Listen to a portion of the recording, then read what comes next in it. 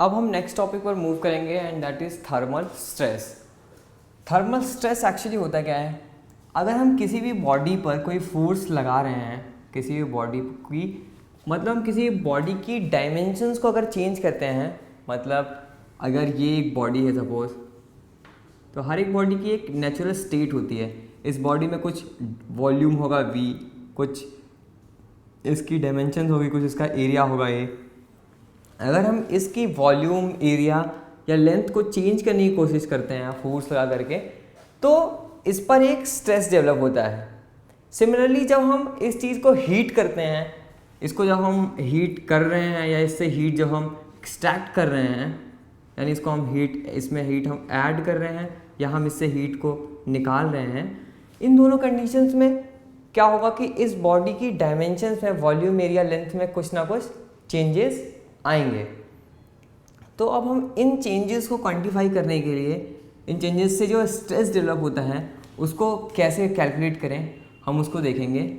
Let's suppose कि हमारे पास एक रॉड है, हमारे पास ये एक रॉड है।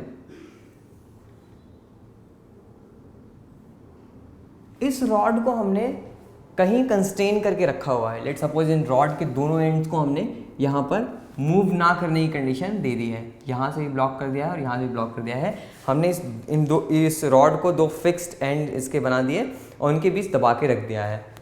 अब अगर हम इस रॉड के टेम्परेचर T को T डैश से चेंज करते हैं, T में T डैश ऐड करते हैं, तो ये रॉड क्या होगा, इस रॉड में की लेंथ में एक डेल्टा L चेंज आएगा and that delta L will be L alpha delta T। और हमें दूसरी चीज़ ये पता है कि हमारे पास अगर किसी L लेंथ की रॉड में हमने F फोर्स लगाया है, तो what will be the force, ये force upon area of cross section of rod is equal to y that is longitudinal module into delta L by L। यानी हमें पता है कि जो स्ट्रेस होगा ये F by A, जो ये स्ट्रेस होगा F by A, ये y into delta L by L यानी स्ट्रेन के प्रोपोर्शनल होगा। सेम स्ट्रेन हमें, अगर हम इसको यहाँ ले आए तो सेम स्ट्रेन हमें मिल जाएगा, यानी डेल्टा L by L हम यहाँ से निकाल सकते हैं, that will be alpha delta T। अगर delta L by L alpha delta T है तो हम ये निकाल सकते हैं कि जो हमारा स्ट्रेस होगा, ये हमारे पास स्ट्रेन आ गई अल्फा डेल्टा T से, तो हमारा जो स्ट्रेस होगा वो stress will be y into alpha delta T, y into alpha delta T। यानी हमने इस डेल्टा L बाई L इसको यहाँ पे रिप्लेस कर दिया और हमारे पास एक स्ट्रेस आ गया, stress that is longitudinal, sorry Young's module not longitudinal, Young's modulus into alpha into delta T। तो अगर हमने किसी रॉड को डेल्टा T टेम्परेचर, किसी रॉड का टेम्परेचर चेंज किया, तो उसमें जो स्ट्रेस आएगा वो गामा अल्फा डेल्टा T के बराबर आएगा। ये क्या है, ये हमारा Young's modulus of rod material है। अब हम इस पर एक क्वेश्चन करके देखते हैं कि let suppose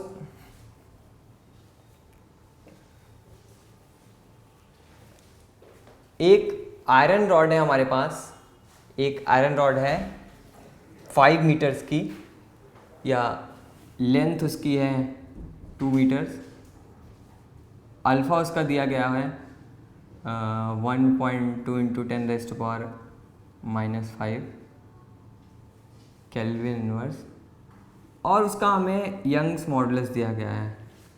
let's say Young's modulus हमें कुछ दिया गया है x।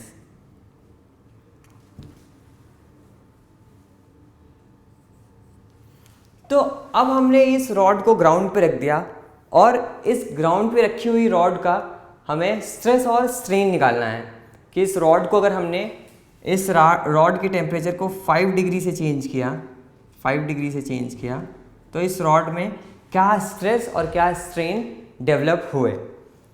तो अगर हमने रॉड को ग्राउंड पे रख दिया है, ठीक है, लेट्स सपोज हमने रॉड को सिंपली प्लेन ग्राउंड पे रख दिया है और हमने इसके मूवमेंट में, इसके लेंथ को बढ़ने में कोई कंस्ट्रेंट नहीं रखा हुआ है, तो ये क्या होगा कि इसकी डेल्टा टी के कारण जो चेंज आएगा डेल्टा एल, वो डेल्टा एल बढ़ने की कोशिश करेगा। जब जैसे जैसे डेल्टा एल बढ़ने की कोशिश करेगा वैसे वैसे इसकी लेंथ बढ़ती रहेगी, तो delta L will be L into alpha into delta T. तो डेल्टा एल तो एल अल्फा डेल्टा टी हो गया। अब अगर हम मान लो लॉन्जिट्यूडनल स्ट्रेन निकालना हुआ, अगर इस रॉड की लेंथ को चेंज हुआ तो रॉड में कुछ स्ट्रेन आया, अगर हमें स्ट्रेन को निकालना हुआ तो हम स्ट्रेन को निकाल सकते हैं कि delta L by L equals to alpha delta T. Now अब बात आती है कि इसमें स्ट्रेस कितना आया। तो स्ट्रेस आता कब? स्ट्रेस कब आता? अगर पहले इस रॉड की नेचुरल लेंथ L थी एट टेम्परेचर T, तो वो उसकी नेचुरल स्टेट थी। अब हमने उस रॉड को थोड़ा बढ़ा दिया, थोड़ा उसकी लेंथ को, टेम्परेचर को बढ़ाया, तो उसकी नेचुरल स्टेट से उसकी लेंथ बढ़ गई। तो जो हमारा डेल्टा एल बाई एल हुआ, स्ट्रेन तो आया पर स्ट्रेस नहीं आया। स्ट्रेस क्यों नहीं आया? क्योंकि दूसरी टाइम पे भी अगर t बराबर 0 पे अगर ये था और t बराबर लेट से 10 मिनट में हमने टेम्परेचर को हमने 5 डिग्री, डेल्टा टी बराबर 5 डिग्री कर दिया, 5 डिग्री सेल्सियस, तो हमारा टेम्परेचर बढ़ गया। अब इस रॉड की नई नेचुरल स्टेट जो है, इस रॉड की जो नई नेचुरल स्टेट है, वहाँ पर इसकी लेंथ इतनी ही होनी चाहिए, उसकी लेंथ बढ़ जानी चाहिए। और जो सेकेंड स्टेज है हमने वो उसकी नेचुरल स्टेज अब बन गई है, क्योंकि टेम्परेचर बढ़ गया। नेचुरल स्टेट किससे डिफाइन होती है? प्रेशर, वॉल्यूम, टेम्परेचर से। तो अब चूंकि टेम्परेचर बढ़ गया तो उसकी लेंथ या उसकी डायमेंशन, उसकी वॉल्यूम बढ़ जानी चाहिए। तो इस वजह से अगर रॉड को फ्रीली हमने ग्राउंड पे छोड़ दिया है तो कोई स्ट्रेस नहीं आएगा। स्ट्रेस कब आता? स्ट्रेस तब आता जब हम इसकी नेचुरल नई स्टेट ये पहुंच जाती और हम इसको अभी भी यहाँ पे कंप्रेस करके रखते। तो बेसिकली होता क्या, टेम्परेचर तो बढ़ गया, नेचुरल स्टेट उसकी चेंज हो गई, पर हमने उसको बढ़ने नहीं दिया।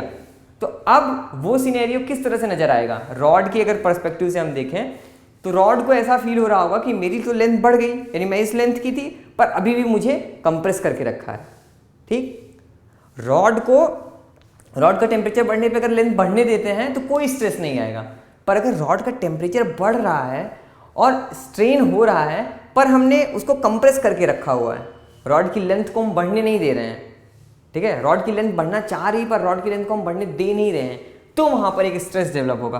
तो इस केस में जो स्ट्रेस होगा, stress will be 0, strain will be 0। क्यों स्ट्रेन क्यों 0 होगा? क्योंकि ये डेल्टा एल जो चेंज आया, इसकी वजह से इसकी नेचुरल स्टेट चेंज हो गई, इसकी नेचुरल स्टेट सेम नहीं रही। अगर इसकी नेचुरल स्टेट चेंज हो गई तो हम नई वाली नेचुरल स्टेट के हिसाब से स्ट्रेन निकालेंगे। पुरानी वाली नेचुरल स्टेट के हिसाब से स्ट्रेन ये होगा, पर नई वाली नेचुरल स्टेट के हिसाब से जो स्ट्रेन होगा वो 0 होगा।